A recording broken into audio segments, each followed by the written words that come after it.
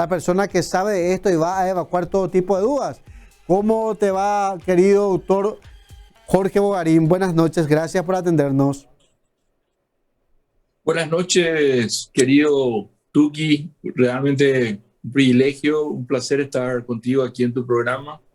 Un saludo a la audiencia y bueno, antes que nada, mi homenaje a todas aquellas familias que han perdido seres queridos, a todos los caídos con esta terrible pandemia y ojalá esto pase pronto, podamos vacunar masivamente a nuestra población y podamos hablar de menor cantidad o cero cantidad de fallecidos y de contagiados con esta terrible pandemia que estamos sufriendo. Así que mi homenaje primero y ojalá podamos encontrar las soluciones pronto a este tema, Tuki. Y reitero, un placer estar contigo.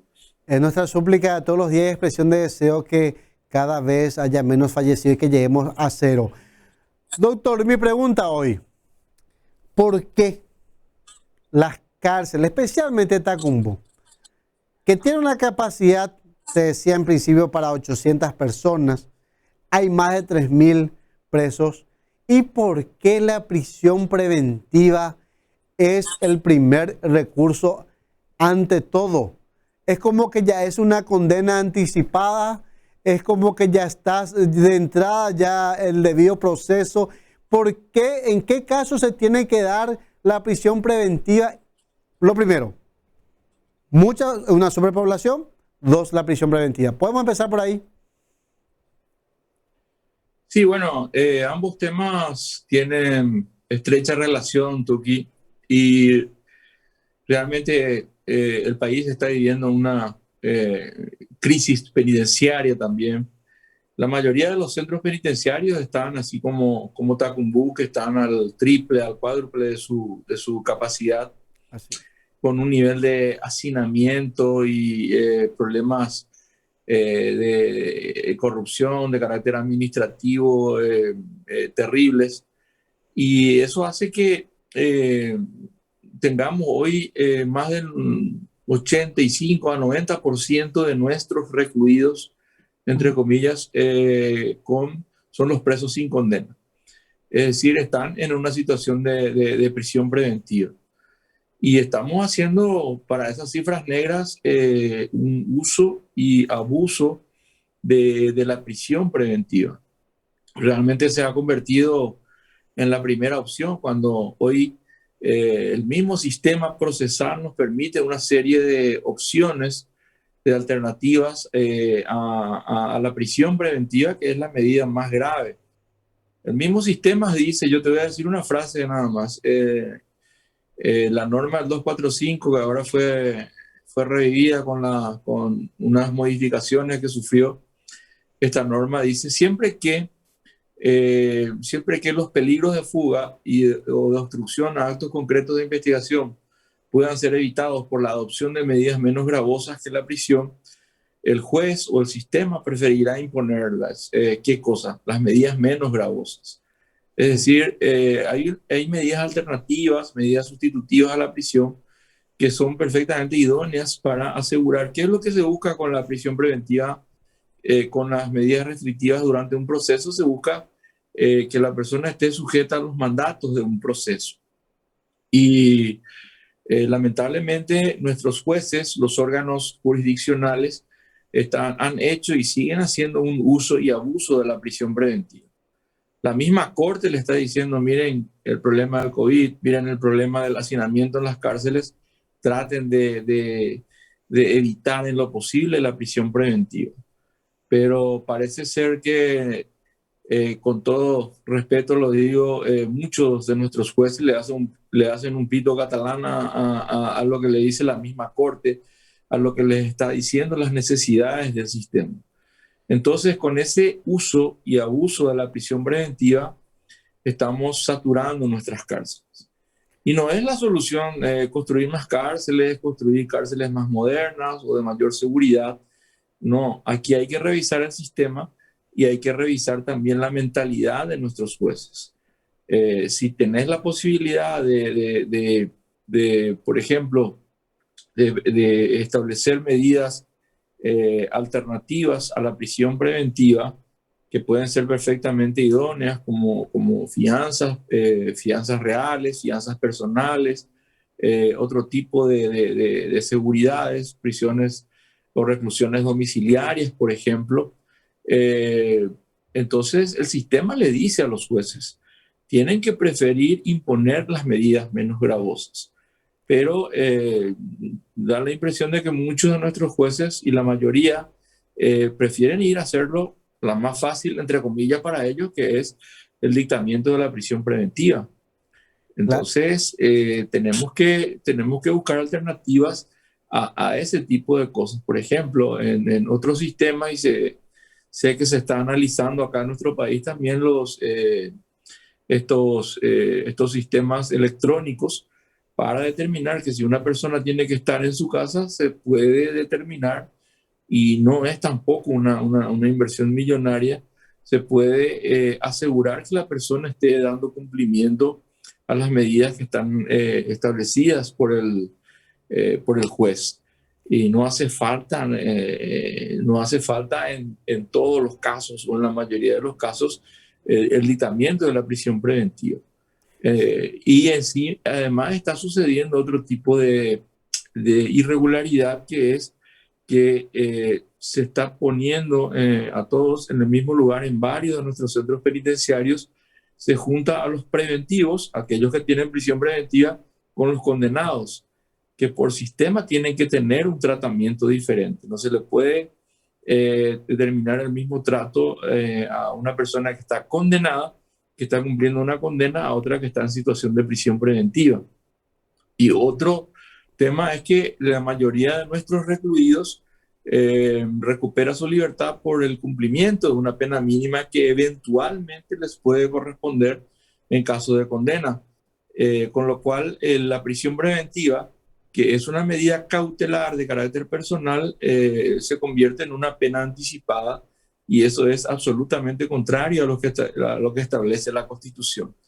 Entonces, hay una serie de aspectos que hay que ir revisando para evitar esta saturación de nuestras cárceles. Hay una persona en la Argentina que hoy lamentablemente ya está fallecido, Elías Neumann, que hablaba de que las penitenciarías en estas condiciones son verdaderas, y discúlpame el término, Tuki, son verdaderas cloacas humanas. Totalmente. Entonces, se habla en los casos de condenados, de resocialización, de rehabilitación, pero en esas condiciones en que está Tacumbú, o que están la mayoría de nuestros centros penitenciarios, las penitenciarías se convierten en verdaderas universidades del delito.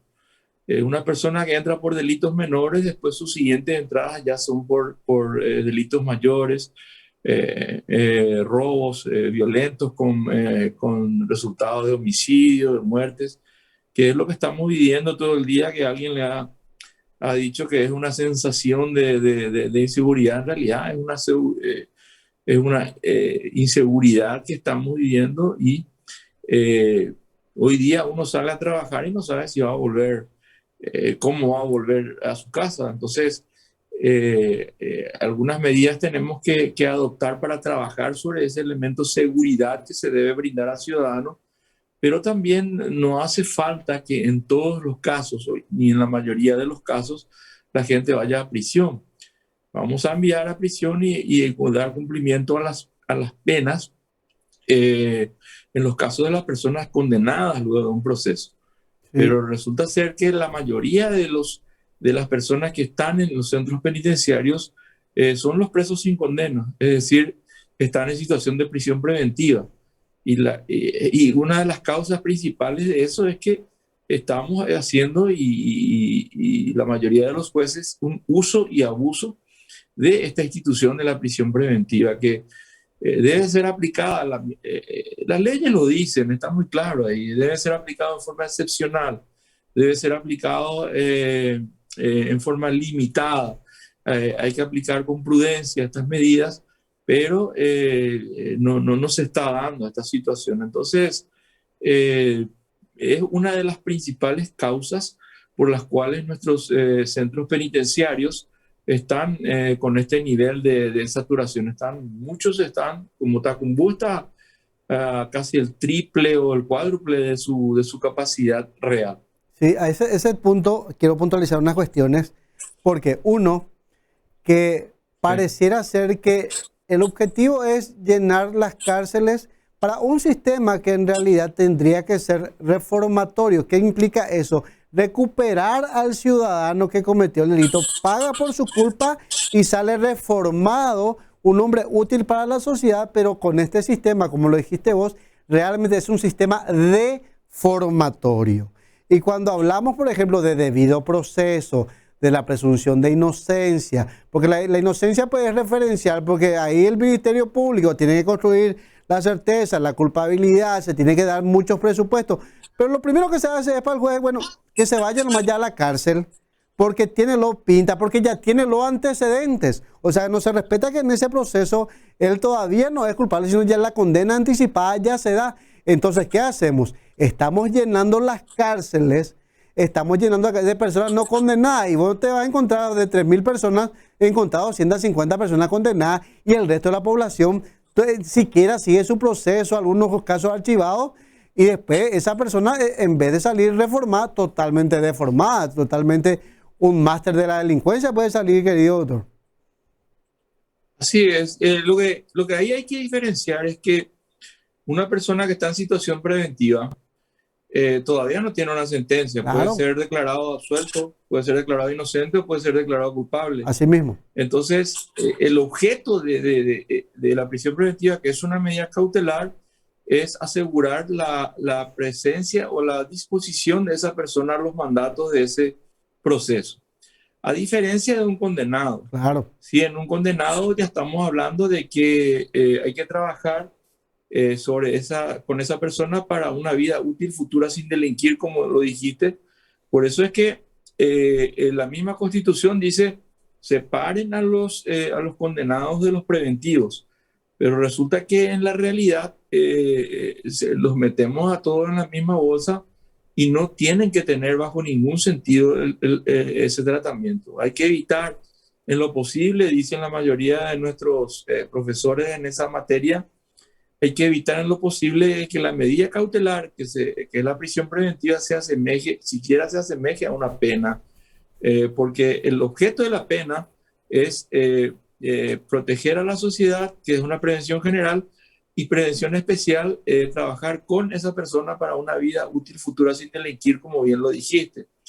Pero objeto de la medida cautelar es distinta. Sin embargo, nosotros estamos mezclando los tantos, como se dice vulgarmente, y los juntamos a todos, cuando que el tratamiento tendría que ser distinto. Incluso lo ideal es que tener centros para preventivos y para condenados, porque tienen que estar separados, porque tienen una filosofía distinta, la pena de la medida cautelar. Entonces, ese es un tema que tenemos que trabajarlo, es una asignatura pendiente, Tuki, pero he escuchado muchas voces decir, está como un desastre y hay que hacer cárceles nuevas. Cierto. Esa no es la solución tampoco. Totalmente. No tampoco es endurecer las penas, sino que hay que trabajar en el sistema y hay que trabajar en el aspecto mentalidad también, ¿verdad? Yo te digo, cuando yo hace muchísimos años fui juez, y uno a veces piensa que ya lo sabe todo, pero en realidad ahí empieza otro tipo de desafío. Los jueces tienen que seguir capacitándose, tienen que seguir estudiando. Y bueno, uno de los dogmas que le enseña la dogmática procesal moderna es que la prisión preventiva tiene que ser adoptada en forma excepcional. Sí. Y no tiene que ser una regla como es ahora, ¿verdad? Entonces, ahí ya está uno de los motivos principales por los cuales estamos llenando las cárceles y encima de presos sin condena, aquellos que tienen prisión preventiva. Y la mayoría de ellos nunca tienen no tienen una condena, sino simplemente recuperan su libertad por el cumplimiento de la pena mínima, que es otra institución que está prevista en la Constitución, ¿verdad? O sea, Simplemente tenemos que aplicar lo que dice la Constitución, lo que dicen las leyes procesales, pero estamos aplazados en esta materia. Es una asignatura pendiente que tenemos que resolver y yo felicito tu preocupación en abordar estos temas porque las penitenciarías están viviendo una crisis y ahora se está controlando mínimamente. Hay grupos de poder que están enfrentados y hemos tenido incluso aquel episodio en San Pedro, en el mismo Tacumbú, de gente que ha sido decapitada, de gente que ha sido asesinada en violentos enfrentamientos. Y es un poco consecuencia de todo esto, ¿verdad? De que están hacinados, de que están en condiciones realmente degradantes, porque independientemente de los hechos punibles que estas personas puedan haber cometido, lo mismo tienen que ser respetados y tienen que tener instalaciones adecuadas. Pero no hace falta el enviar a la penitenciaría a una persona, tiene que ser de última ratio, tiene que ser la última medida. Pero para nosotros se ha convertido en la primera medida. Total. Entonces, esto tiene que ser un llamado de atención también a nuestros jueces, al sistema. He visto fallos interesantes, sobre todo votos interesantes del ministro Ramírez Candia que se refiere a estas situaciones. La sala penal está mejorando bastante en ese sentido, la Corte Suprema de Justicia, y viene anulando algunos fallos en los cuales se evidencia mucha arbitrariedad en el dictamiento de sentencias condenatorias y sobre todo aquellas decisiones que implican encierro de las personas. Sí. Entonces, es un poco empezar a trabajar en el sistema, trabajar en políticas criminales que aborden con valentía esta situación, Tuki, porque esto puede ser un polvorín y puede estallar en cualquier momento y sobre todo podemos tener muchas más muertes todavía ahí. Totalmente de acuerdo. Pero hay un adagio que dice que el juez sabe de leyes y entonces por ahí empezamos, mi querido doctor. Y nosotros que no conocemos leyes, particularmente yo, dejo a cargo de ustedes que alguna vez puedan cambiar este sistema. Te agradezco tu tiempo, querido doctor. Mira, yo te quiero decir antes de que me envíe a dormir, quiero decirte que nosotros una vez habíamos hablado con un juez muy famoso y le preguntábamos qué tiene que hacer uno para ser un buen juez, y él decía, era un juez chileno, y decía, tiene que saber mucho de sentido común, mucho de lógica y saber un poco de derecho. En realidad este es un tema mucho de lógica y mucho de sentido común. Totalmente. Y eso es lo que falta en muchas de nuestras decisiones. Te agradezco, mi querido Tuki, realmente un privilegio estar contigo en tu programa y seguir abordando estos temas porque son apasionantes y encararlos con valentía como lo estás haciendo nos va a hacer de buscar las soluciones a estos temas. Hay un trabajo interesante de la colega, de la doctora Cecilia Pérez en el sistema penitenciario, pero tenemos que ayudarle, tenemos que colaborar con ellos y trabajar en que sea un sistema verdaderamente garantista y busque soluciones para todos, no solamente para las penitenciarías, sino para todas las personas que podemos ser eventualmente perjudicados o beneficiados con decisiones que puedan adoptarse en este sentido. Así que simplemente gracias, Tuki, por esta oportunidad y reitero mis felicitaciones de que abordes con la valentía que lo estás haciendo estos temas. Gracias, querido doctor.